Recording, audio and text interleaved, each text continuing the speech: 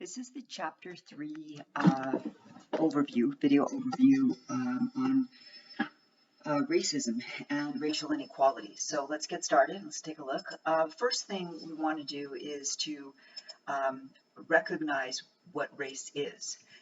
And initially, race was thought of as a biological difference between and among various groups of people. However, once DNA was discovered, 1953, humans were able to learn a lot about themselves through the study of our DNA. And what we know today is that the DNA of the human population is about 99.8% the same.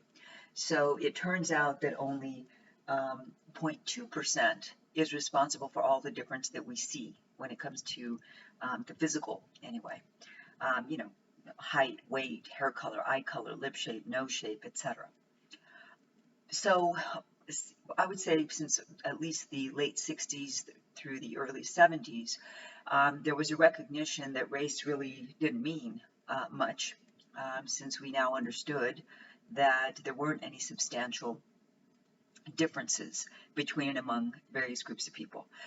As a result, we now, as sociologists, political scientists, anthropologists, we now identify race as something that is socially constructed.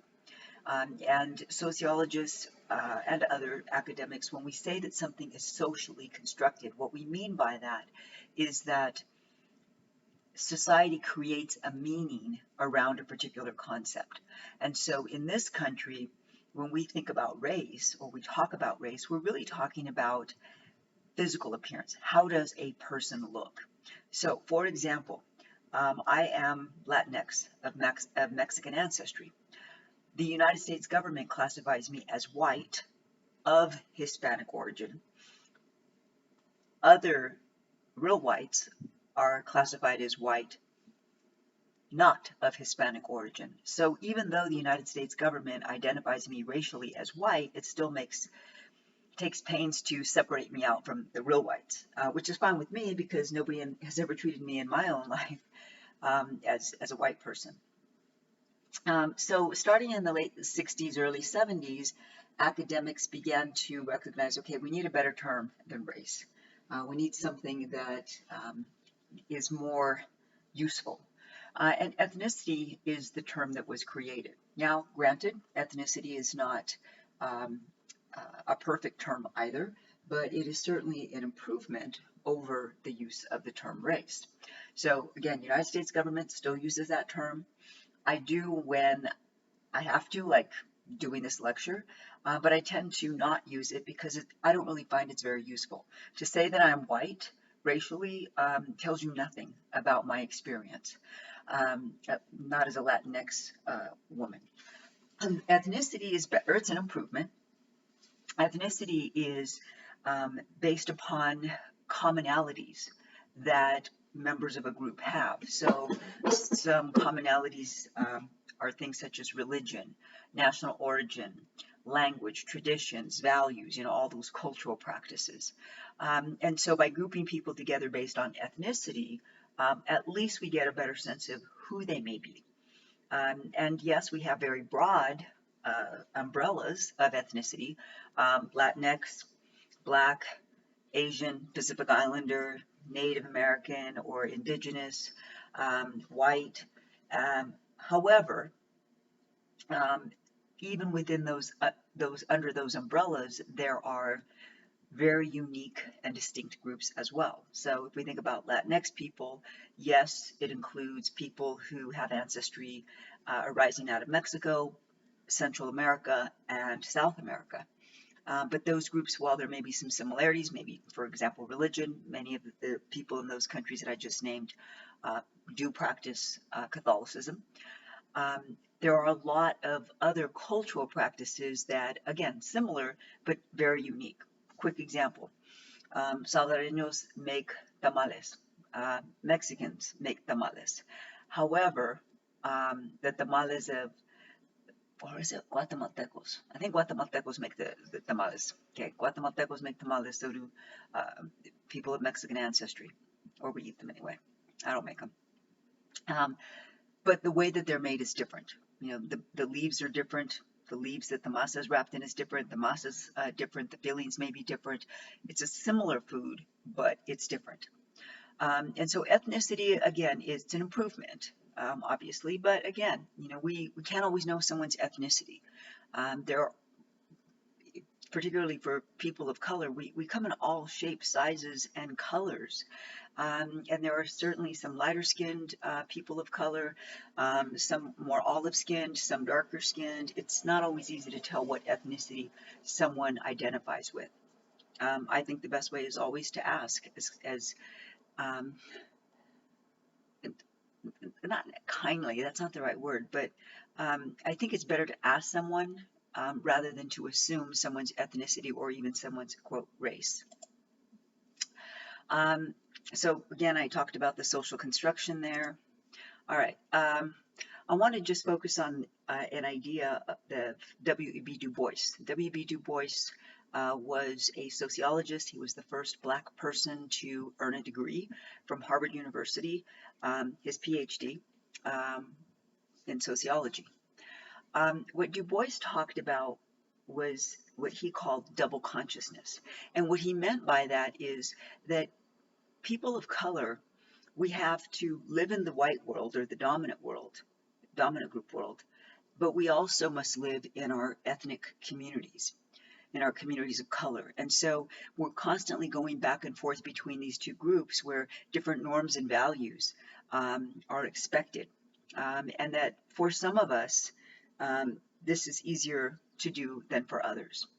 And some of us may be more uncomfortable with having to move back and forth than others. But he also pointed out that this is something that white people never have to deal with. They never have to deal with this moving back and forth between different cultures, different social environments in the same way that people of color do. And I definitely think that what he said back in the 1930s is still true today. So let's think about racism and prejudice. Okay, they're not interchangeable terms; they are different things. We'll focus first on prejudice. Prejudice is emotional. It's how we feel. It's how we think. So it's cognitive, how we think, and it's emotional, how we feel about people who are the same as us or similar to us, how we feel about those individuals who are different from us. Racism, on the other hand, is something that you can either be words or actions that are based upon a negative feeling or idea about particular races or ethnicities. Here's just a really quick example. I was looking at a news clip from earlier this week, and it was on the House floor in Washington, D.C., and there was some Republican House member, and he was ranting and raving about how Nancy Pelosi was so focused on trying to make everybody wear masks on the House floor. And, we have all these problems, he said, at the border. All these people are coming in, and we're sitting here focused on masks. This is ridiculous. This is a dysfunctional chamber. We need to shut it down, and let's just all go home until we can deal with the real business. And now some people might have heard that and thought, oh, wow, yeah, there's some issues at the border. We should take a look at that. But here's how I heard it. I heard it as he is suggesting that brown people coming across the border is far more worrisome than preventing the spread of the virus, which kills people. I also saw a post on this app called Nextdoor, which is something that people use to kind of let their neighbors know about stuff that's going on in their neighborhoods. And so somebody posted what I consider to be something racist, something to the effect that the reason the virus, we were doing okay, the virus was going away, but then Biden came into office and the borders opened up, and now we have all these people coming over the borders and they're spreading the virus. Okay. Again, misinformation, number one. Biden has not opened, quote, the floodgates or the gates, and everybody's not coming streaming in, number one. But number two, it is not true that people coming across the border are spreading the virus. It's people in red states who refuse to get vaccinated who are largely spreading the Delta virus. But, blaming brown people is always a convenient scapegoat, particularly for people whom I consider to be racist. That's just my opinion. It doesn't have to be yours. Just trying to point out how racism can be quite subtle. If you're trained, as I am, to read between the lines, it's very clear that some people think brown people coming across the border undocumented is a bigger concern than trying to control the virus by wearing masks and getting vaccinated. There's something called implicit association tests or implicit bias tests. Harvard University has a center they call it the Implicit Project, where they've created, based on research, a number of different tests that will, you get asked a series of questions or have to make certain numbers of choices, and these tests will predict what level of bias you have against various groups. And it's not just race and ethnicity, it's religion, it's height, it's weight, it's education, men, women, all of those types of things. So essentially what I'm suggesting is that we all have some degree of bias, all of us. We're not born with it, of course, but we learn it. We learn it from the people around us. We learn not to like people who are different from us. And unfortunately, families are really, really good teachers of this. They teach us a lot of prejudice.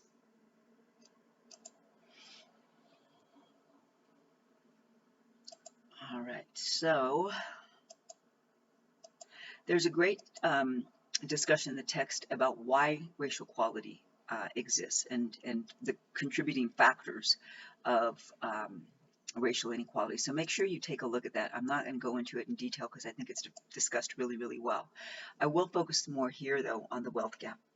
The wealth gap between people who are white and people who are of color continues to exist. It's existed probably since the founding of this nation. Actually, not probably, since the founding of this nation. So first off, schools contribute to the racial inequality, particularly because what we see is that kids in lower income or working class neighborhoods go to schools that tend to be more crowded. Those schools are older, the textbooks are older, the classroom size is larger. There are all these, the technology is older, for use in the classroom, etc. And so these kids tend to get a substandard education, whereas kids in more affluent communities, they have the opposite of all the negative stuff that I said for low-income kids. And so those kids in more affluent communities tend to get a much better quality education and then also tend to go in higher numbers onto college and even graduate school. So that's one factor. But I also want to focus on cultural and social capital. Social capital is who you know, and I'm sure that many of you have heard the adage, it's not what you know, but who you know. And it is in fact true. Consider this. It doesn't matter what presidential administration you are talking about, whether it's Clinton's or Bush 1 or Bush 2 or Obama's or Trump's or Biden's currently. No matter what administration you think of, an administration, presidential administration is the people at the top levels, Secretary of Defense, Secretary of Education, all those people. Those people don't get their jobs because they put their resumes on LinkedIn or Monster.com or Indeed or any of those other search engines that help you to find a job. They are able to get their jobs because of who they know. Someone they know knows Biden or somebody who works with him, and their names get placed into the ring when it comes to time to choose somebody for this cabinet position or that cabinet position, etc. The highest level positions of leadership and power in this country are not obtained because you put your resume on LinkedIn or Indeed or Monster or any of those other search engines. It's really about who you know. Cultural capital. Cultural capital is, it consists of all the things that you know about a particular society, about the social etiquette in that society, the skills in that society, the knowledge of that society. So here's a quick example of cultural capital. Um, among more affluent communities, knowing proper table etiquette is expected. And if you don't know it, people will maybe look down on you. You know, knowing when you go to a fancy restaurant, which fork is the fork for the salad, and which fork is the fork for the main meal, which knife is the knife for the butter, which knife is the knife to cut your food with, knowing which glass is the water glass, which one is the wine glass, etc. That's part of cultural capital. Knowing the names of, um, say, knowing something about classical music, or knowing how to properly speak English. You know, all of the things that are important to people with money and power in this country. Having that knowledge and the skills to navigate those social environments is cultural capital. And then economic capital. Economic capital is just material resources, money, access to money, access to opportunities. Um, do you have enough money to go to college without worrying how to pay for it? Do you have enough money to go to college without, or graduate school without worrying how to pay for it? Do you have enough money to pay your rent every month? Do you have enough money to make your car payment, etc.? Material resources. So those three things, economic capital, social capital, cultural capital, play a role in racial inequality. And people of color tend to have less of all three types of capital. All right.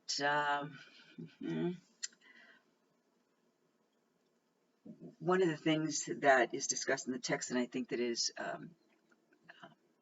quite true, is the ability for wealthy people to pass on their wealth. It's this legacy of wealth that wealthy families can pass on to their children. And of course, this gives a huge advantage to those children over children who don't have access to inherited wealth. So just a quick example here, Donald Trump, when he was running for president, and I think even after he became president, he every now and then talked about how he was a self-made millionaire, how he was able to build his real estate empire just by using the $1 million loan, he called it, although I don't know there's any evidence he ever paid it back, but this $1 million that his dad gave him when he graduated from college to go off and start his own, business. And so he turned that $1 million into his real estate empire. Well, yeah, that's very successful. Great for him. However, I don't know anybody, no one, not one person, not any student or myself or my family members or friends. I don't know anybody who ever got $1 million out of college to go off and start, some sort of career or business or, some sort of venture. I don't know anybody. And so definitely there's a structural advantage there to being able to have access to money to start your own business versus those of us who lack that access to money or wealth in order to do that.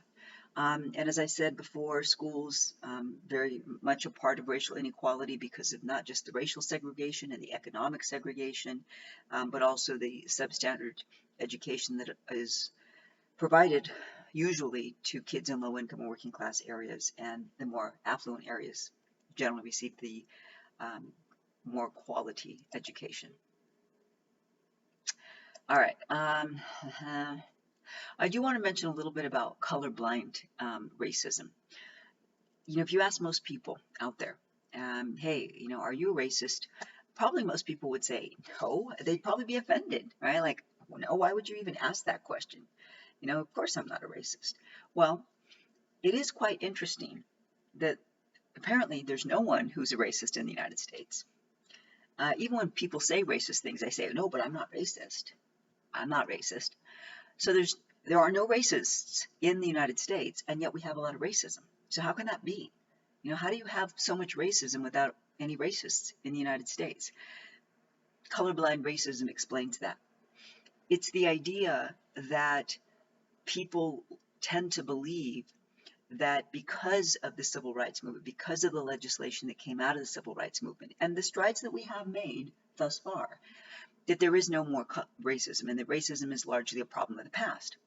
Well, they're saying that for a couple of reasons. One, racism doesn't look the way that it did in the 17th century, the 18th century, the 19th century, and even all the way through the middle part of the 20th century. It doesn't look the same. People generally don't outright call someone racial epithets or lynch them or beat the shit out of them in front of everyone because they're a person of color. I'm not saying that some of that stuff doesn't still happen. It does, but people are more covert in their actions. That is, they do it more subtly, or they do it where no one is looking. So because people don't see the same kind of racism and racist acts as we did it up until the early 1960s, people think, oh, well, racism is gone. There's none of that bad stuff anymore.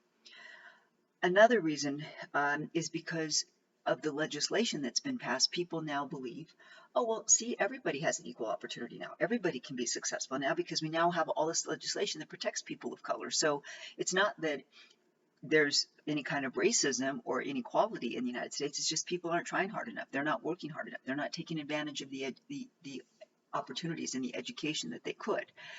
And so what tends to happen then is people say, well, because there's no racism, because we have all these other things that happened, it must be about the individual. When there's inequality, it's because the individual isn't trying hard enough. They're not taking advantage of the opportunities. Therefore, we tend to discount how they feel and what they tell us happened to them. So you might hear this, or might have heard it in the past. One person says, hey, I experienced this, and somebody else says, why are you always playing the race card? And why is everything about race to you? Why isn't it that people, maybe it's possible that person just doesn't like you because they don't like you, not because of racism, not because of your race, not because of your ethnicity. When we discount people's experiences, we are really truly doing a disservice to them and to ourselves. To them, because we are not valuing their experiences as another human. To ourselves, because we deny our own humanity in trying to understand someone else. And so, unfortunately, colorblind racism is very much alive and well in the United States. It's easy to think that, oh, well, we had a black president, therefore, there's no more racism. See, that wouldn't have happened if we were still a racist society. Well, that's not necessarily true, as we can see now. There are also some really good discussions in the text about racial profiling, segregation, and microaggressions. So make sure you check that out. I want to focus a little bit here on voter suppression and gerrymandering. If you are not aware of this, then you must have, been maybe sticking your head in the sand. But since the 2020 election, there are a number of southern states and some in the Midwest that either have passed or are trying to pass much more restrictive voting laws. And for example, and I'll use Georgia as an example because they were one of the first states to start trying to pass this stuff. In the state of Georgia, they have passed a law that would make it a misdemeanor to give food or water to anyone who's waiting in line to vote. Okay. Now, as a lawyer, I'm always asking myself, what could be the reason for this particular law? Okay, like what's the benefit to having this kind of law? And I've really racked my brains. I've really thought long and hard about this, and I can't think of a reason why it would be illegal to give somebody food or water while they're waiting in line. If you're concerned about food poisoning, perhaps, okay, then the law could simply say if you're going to give out food or water to people who are standing in line to vote, it has to be sealed. It has to be in a sealed container, unopened. So it has to be a bottled water or a bottled soda or canned soda. It has to be an individually wrapped snack, a granola bar that comes in its own wrapper, or cookies that come in their own wrapper, whatever it might be. If that's the big concern. But just say no food, no water to anybody who's waiting in line. Because if you do that, it's a misdemeanor. That just seems like cruelty to me. And that's one that just really sticks out of my mind. But there are others, of course. Another common one that southern states are passing or have passed, depending upon the state. No more Sunday voting. Okay, which again, I have to ask myself, well, what's the point of no Sunday voting? Well, I guess one could say, well, maybe it's because in these Republican states, church is the most important thing. Okay, fine. But here's the thing.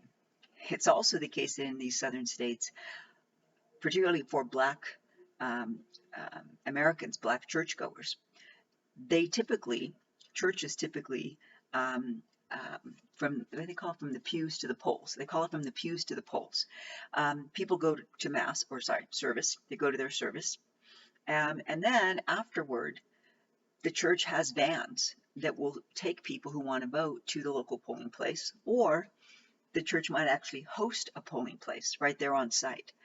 So they call it from the pews to the polls. So you go to church, and then you go and you vote on Sunday.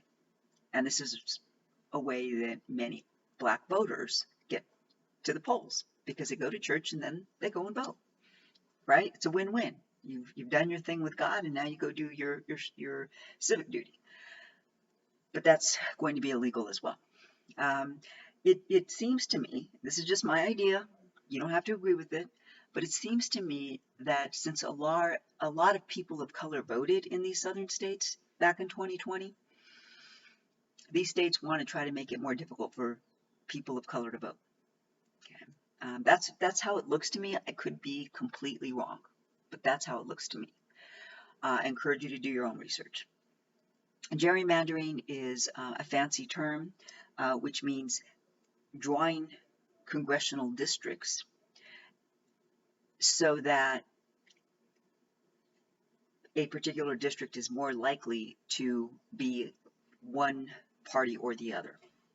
Now, it's completely legal to redistrict, and typically that's done in states about every 10 years after the census results come out, because people move. People move from county to county, or they move from this part of the state to another part of the state. They may move from one state to another state, and so population shifts.